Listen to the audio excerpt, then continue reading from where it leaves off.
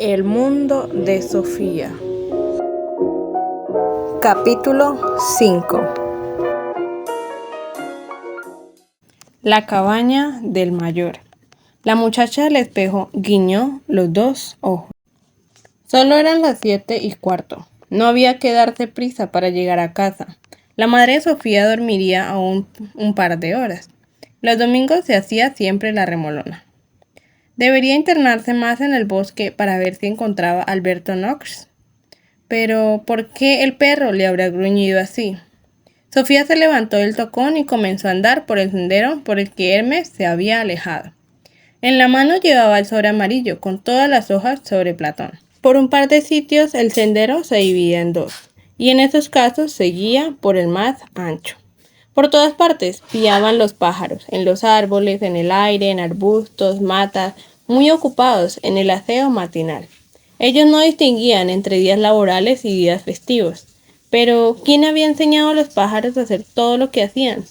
¿Tenían un pequeño ordenador por dentro? ¿Un programa de ordenador que les iba diciendo lo que tenían que hacer? Una piedra rodó por un montículo y bajó a mucha velocidad por la vertiente entre los pinos.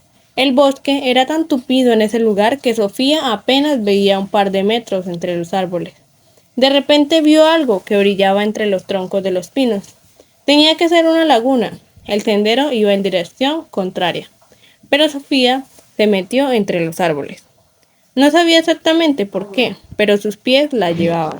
La laguna no era mucho mayor que un estadio de fútbol. Enfrente, al otro lado, descubrió una cabaña pintada de rojo, en un pequeño claro del bosque, enmarcado por troncos blancos de abedul.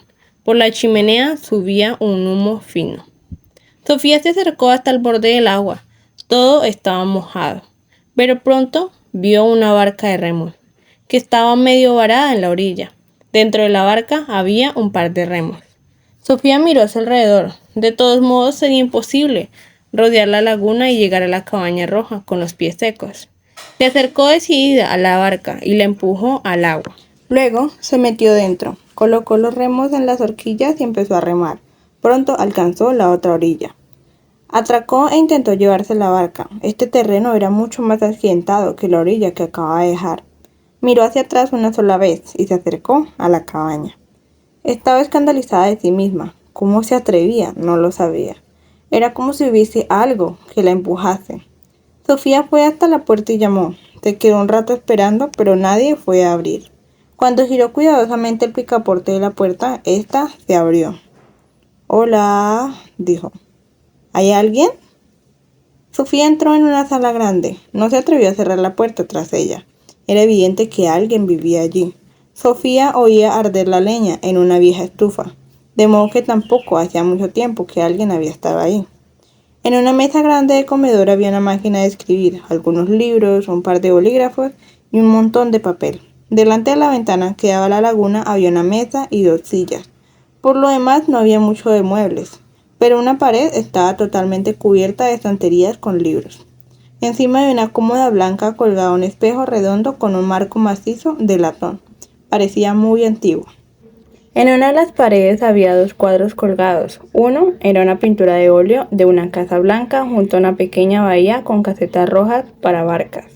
Entre estas y la casa había un empinado jardín con un manzano, unos arbustos tupidos y piedras salientes. El jardín tenía como un marco de abedules. El título del cuadro era Yerkely. Junto a ese cuadro colgaba un viejo retrato de un señor sentado en un sillón delante de la ventana, con un libro sobre las rodillas. También aquí había una pequeña bahía con árboles y piedras al fondo. Seguro que el cuadro había sido pintado hacía varios centenares de años y el título del cuadro era Yerkely. El que había pintado el cuadro se llamaba Smibert. Berkeley, Yerkely. Curioso, ¿no? Sofía seguía mirando. En la sala había una puerta que daba a una pequeña cocina. Los cacharros acababan de ser fregados. Platos y vasos estaban amontonados sobre un trapo de lino, y en un par de platos se veía aún restos de jabón. En el suelo había un fuente de hojalata con los restos de comida. Esto quería decir que allí vivía algún animal, un perro o un gato. Sofía volvió a la sala. Otra puerta daba a una pequeña alcoba. Delante de la cama había un par de mantas formando un gran bulto. Sofía descubrió algunos pelos amarillos en las mantas. Ya tenía una prueba de verdad. Sofía estaba segura de que aquí vivían Alberto Knox y Hermes. De vuelta en la sala, Sofía se colocó delante del espejo encima de la cómoda. El vidrio era mate y rugoso, de modo que la imagen que reflejaba tampoco era nítida. Sofía comenzó a hacer muecas, como solía hacer algunas veces en casa, delante del espejo del baño. El espejo hacía exactamente lo mismo que ella, no se podía esperar otra cosa. De repente sucedió algo extraño. Durante un brevísimo instante, Sofía vio con toda claridad que la muchacha del espejo guiñó los ojos. Sofía se alejó asustada. Si ella misma había guiñado los dos ojos, ¿cómo podía entonces haber visto guiñar los ojos a otra? Y había algo más. Parecía como si la muchacha del espejo se los estuviera guiñando a Sofía.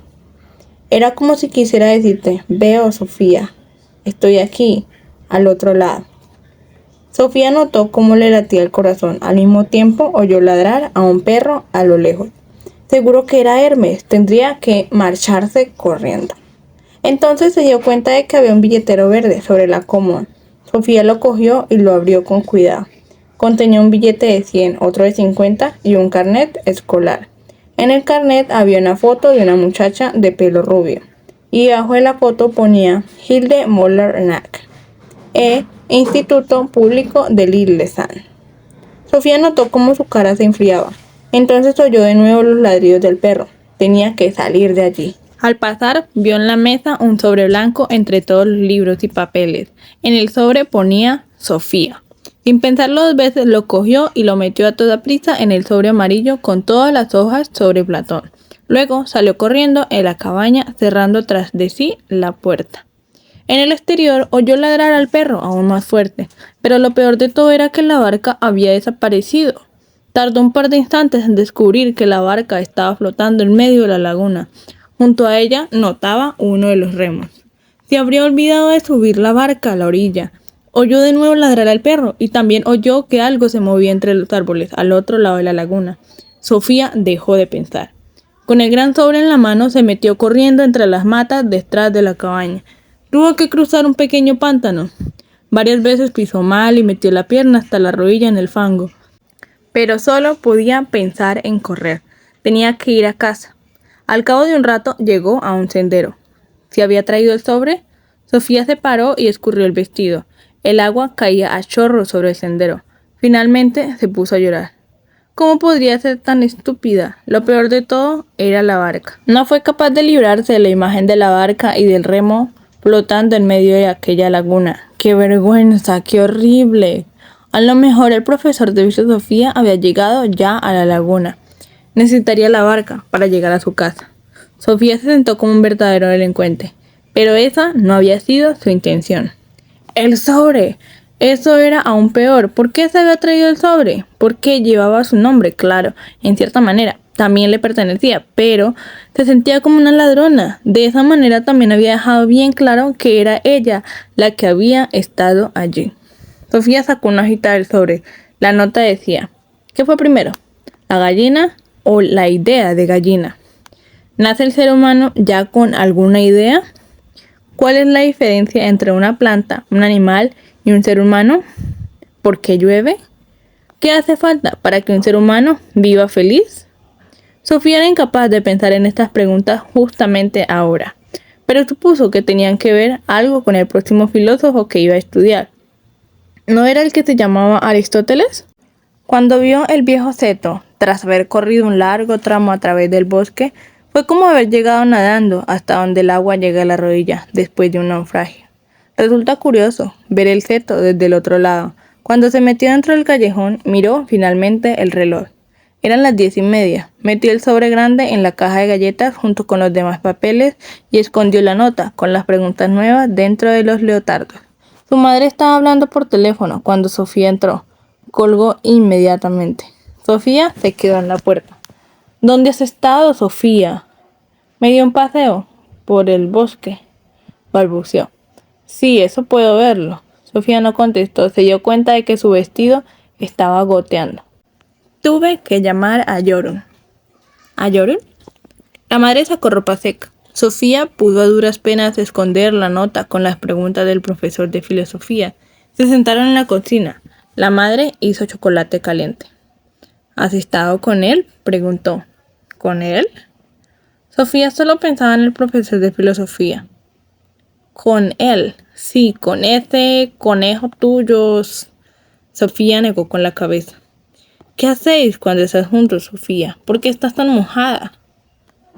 Sofía estaba muy seria, mirando fijamente a la mesa, pero en algún lugar secreto dentro de ella había algo que se reía.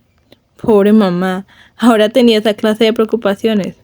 Volvió a negar con la cabeza. Luego llegaron un montón de preguntas seguidas. Ahora quiero toda la verdad. ¿Has estado fuera esta noche? ¿Por qué te acostaste con el vestido puesto? ¿Volviste a salir a escondidas en cuanto me acosté?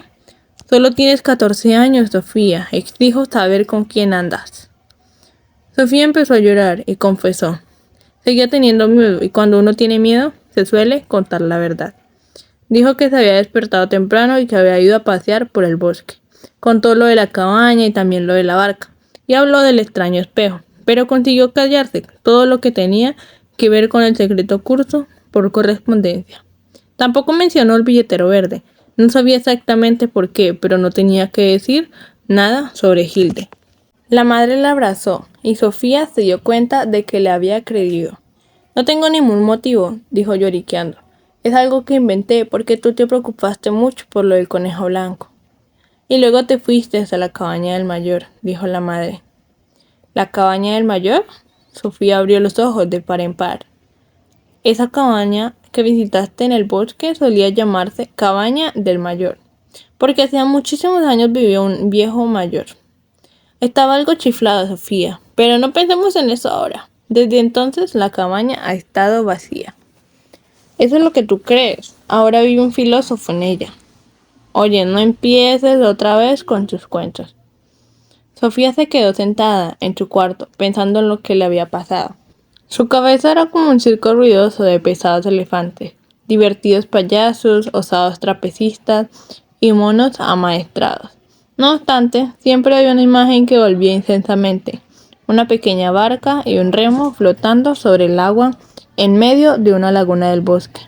Y alguien necesita la barca para llegar a su casa.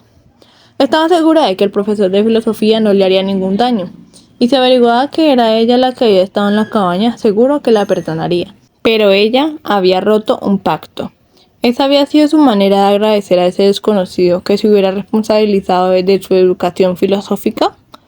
¿Cómo podría reparar el mal que había hecho? Sofía sacó el papel de cartas de color rosa y escribió. Querido filósofo, fui yo quien estuvo en la cabaña el domingo por la mañana. Tenía muchas ganas de conocerte para discutir más a fondo cuestiones filosóficas. Por ahora soy un entusiasta de Platón, pero no estoy tan segura de que las ideas o las imágenes modelo existan en otra realidad. Naturalmente existen en nuestra alma, pero por ahora opino que esa es otra cosa. También lamento admitir que no estoy totalmente convencida de que nuestra alma sea de verdad inmortal. Yo por lo menos no tengo ningún recuerdo de mis vidas anteriores. Si pudieras convencerme de que mi abuela, ya que ya falleció, está bien en el mundo de las ideas, te lo agradecería, de veras. En realidad no empecé esta carta por lo de los filósofos. La meto en un sobre color rosa junto con un terrón de azúcar. Quería pedir perdón por haber sido tan desobediente. Intenté arrastrar la barca hasta la orilla, pero al parecer no tuve fuerzas suficientes. Por otra parte, puede ser que fuera una ola grande la que se llevara a la barca.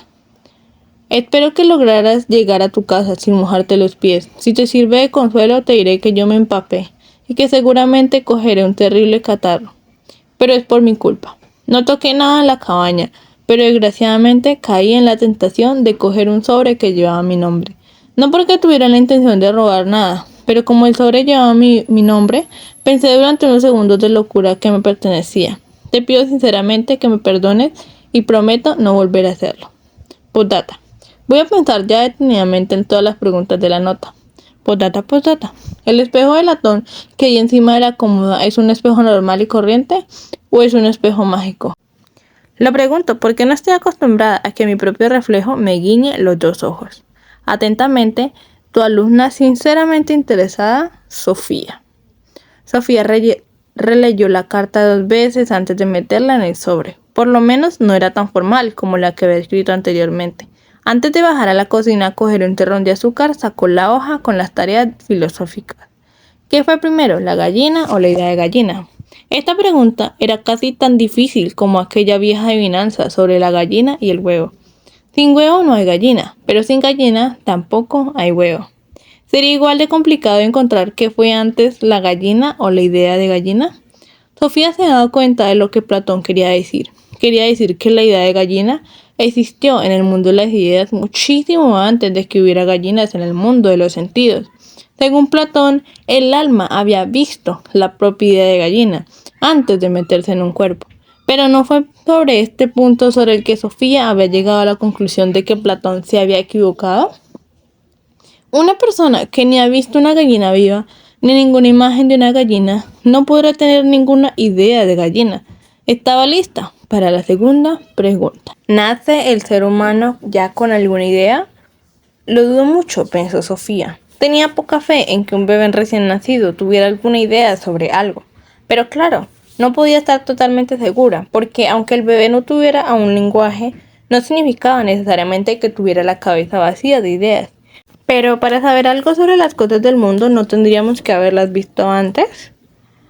¿Cuál es la diferencia entre una planta, un animal y un ser humano?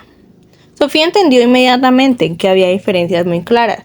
No pensaba, por ejemplo, que una planta tuviera un alma muy complicada. ¿Se había oído hablar alguna vez de una flor con mal de amor? Una planta crece, se alimenta y produce unas semillas pequeñas que posibilitan su procreación. Y eso es más o menos lo que se podría decir sobre las plantas. Sofía pensó que todo lo que había dicho de las plantas a lo mejor también podría decirse de los animales y de los seres humanos. Pero los animales tenían además otras cualidades. Se movían, por ejemplo. ¿Cuándo se había visto una rosa correr los 60 metros? Resultaba un poco más difícil señalar la diferencia entre un ser humano y un animal. Los seres humanos piensan. ¿Piensan los animales también? Sofía estaba convencida de que el gato Shere Khan era capaz de pensar. Por lo menos se comportaba muy astutamente. ¿Pero sería capaz de pensar cuestiones filosóficas? ¿Era capaz el gato de pensar en la diferencia entre una planta, un animal y un ser humano? Más bien no. Un gato puede ponerse contento o triste, pero nunca se preguntará si Dios existe o si tiene un alma inmortal. Pero claro, pasaba como la pregunta sobre el bebé con ideas innatas.